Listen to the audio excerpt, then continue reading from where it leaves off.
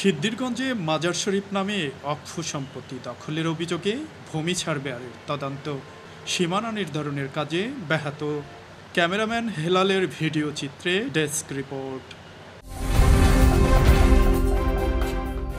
নারায়ণগঞ্জের সিদ্ধিরগঞ্জ কদমতলী এলাকায় গাউছে পাক হজরত উকিল ল্যাংটার রাদিয়াল্লাহুর মাজার শরীফে অক্ষকৃত সম্পত্তি দখলের অভিযোগে ভূমি সার্ভেয়ারের একটি তদন্ত টিম সীমানা নির্ধারণের চেষ্টায় বিবাদী সেলিমের নিয়োগকৃত স্থানীয় কিছু সংখ্যক বিএনপি নেতা পরিচয়ে দলবদ্ধভাবে বাদী নিজামুদ্দিনকে চাপ সৃষ্টি বা দ্বন্দ্বে সরকারি ভূমি কর্মকর্তারা স্থান ত্যাগ করতে বাধ্য হয়।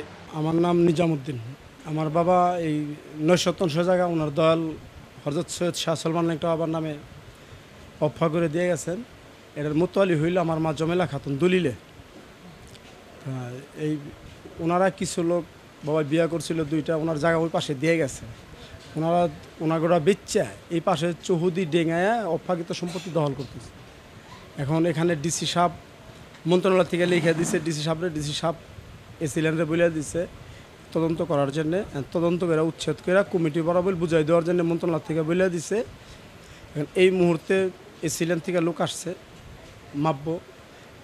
এই বিএমপি বা এরা কিছু লোক টাকা দিয়ে ভাড়া করে আই না এই মুহূর্তে বাধা ভিন্ন করে যখন মাপতে না পারে। আর হয়তো ওরা টাকার বিনিময়ে আইছে, আমি জানি না। যে সরকারি সম্পদ তো ওরা জোর করে দখল করার কোনো ইতিহার নাই। এখন আমার কথা হলো ডিসি সাহেবের কাছে অনুরোধ যে এই সম্পদ দলিল অনুযায়ী চৌহদি অনুযায়ী যে মন্ত্রণালয় থেকে বলছে কমিটির বরাবর বুঝাই দিতে, কমিটি বরাবর বুঝাই দেবো। এমনকি ডিসি সাহেব সহানুভূতি থাকবে দরবারটা কীভাবে সুন্দর চলে। আজ মঙ্গলবার 12ই আগস্ট 3 ঘটিকার সময় ধর্ম বিষয়ক মন্ত্রণালয়ের অধীনে বাংলাদেশ অক্ষকৃত প্রশাসক দপ্তরে বাদী নিজামুদ্দিনের এক অভিযোগের প্রেক্ষিতে সিদ্ধিরগঞ্জের ভূমি সার্ভেয়ার ফয়েজ আহমেদের নেতৃত্বে ভূমি কর্মকর্তারা মাজারের একটি সীমানা নির্ধারণের দায়ে স্থানীয় কিছু সংখ্যক বিএনপির নেতা পরিচয়ে উচ্ছৃঙ্খলতার তোপের মুখে পড়েন তারা। এতে করে সরকারি কাজের বাধা বিপত্তির কারণে ব্যাহত হচ্ছে কর্মঘণ্টা। ক্ষোভ সৃষ্টি হয়েছে মাজার শরীফের ভক্ত শতাধিক মুসল্লিদের মধ্যে। এই জায়গাগুলি নিয়ে অনেকবার মাপামাপি হয়েছে, অনেকবার বুঝাবুঝি হয়েছে।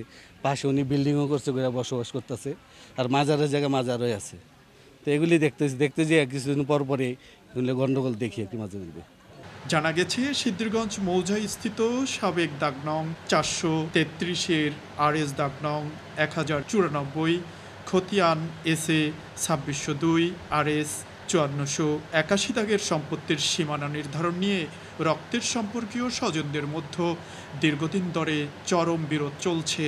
সূত্রমতে কদমতলী এলাকার এক সময়ের বুজুর্গ ব্যক্তি উকিল ফকির নামে পরিচিত তার পরিবারের 2 স্ত্রীর মধ্যে প্রথম স্ত্রী মৃত্যুবরণ করেন এবং দ্বিতীয় স্ত্রীর রওশনারা বেগম তার স্বামীর হেবাকৃত সম্পত্তি 5% প্রশ্নবিদ্ধ দ্বন্দ্বে বিবাদী রওশনারা জানান, আমার স্বামী আমার 5 দিচ্ছে, আমি 3 ওর ঋণ করে আমার ব্যাগ বিক্রি করাইছে, অসহায় করছে।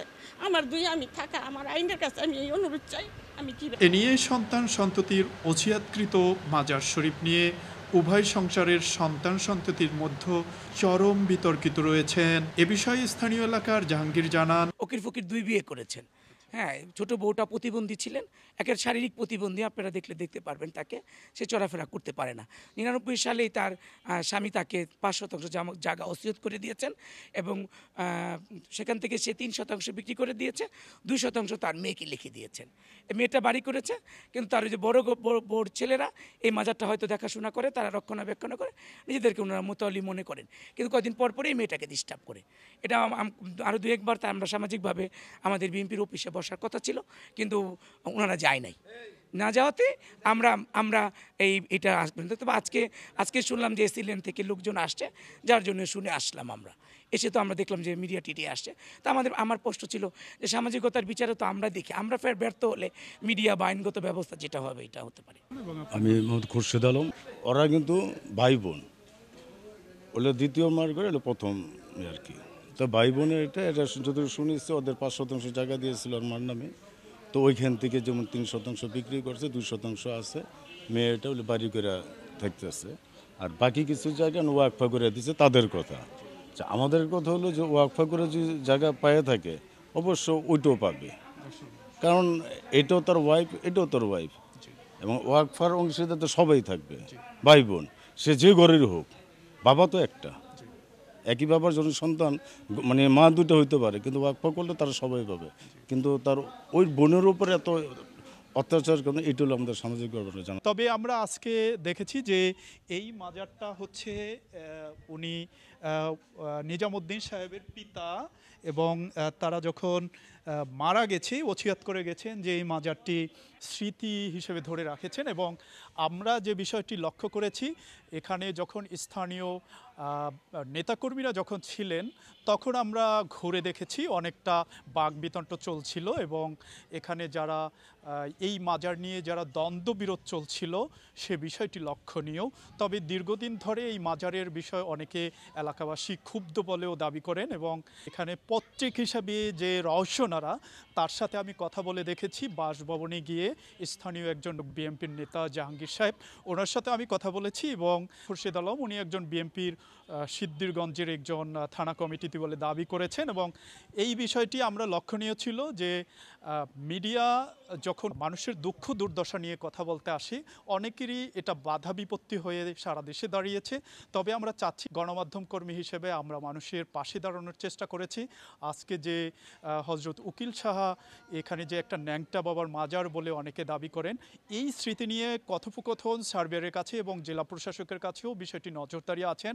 অক্ষকৃত সম্পত্তি যারা সরকারের কাছে তালিকাভুক্ত নিবন্ধন করেন এবং এটা যারা পৌঁছে দিয়ে এবং সরকারের কাছে নিবন্ধন হয়, তখন কিন্তু সরকাররাও দাবি করেন এই নিবন্ধনটি যোগ্যতা কতটুকু, এবং সেক্ষেত্রে ভূমি অফিস সার্ভেয়ার কিন্তু তারাও লক্ষণীয় বিষয়টি ছিল। এই ছিল আজকের নারায়ণগঞ্জের সিদ্ধিরগঞ্জের সর্বশেষ সংবাদ। আব্দুল হালিম নিশান, সকালের কাগজ।